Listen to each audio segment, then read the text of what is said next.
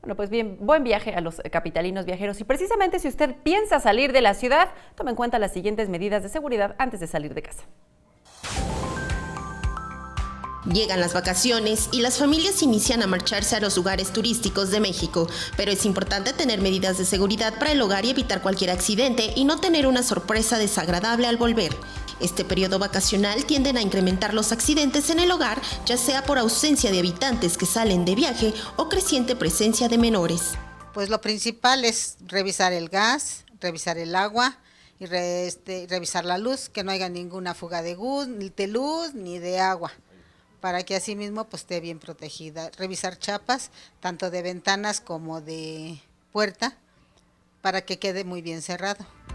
Otro punto de atención es identificar algunas fallas para dar mantenimiento a los artefactos en casa, como cables sin material aislante, aparatos eléctricos, enchufes, y así que un especialista resuelva el problema, para que se pueda apagar y desconectar y no tenga ninguna fuga y que todas las instalaciones estén listas en el hogar.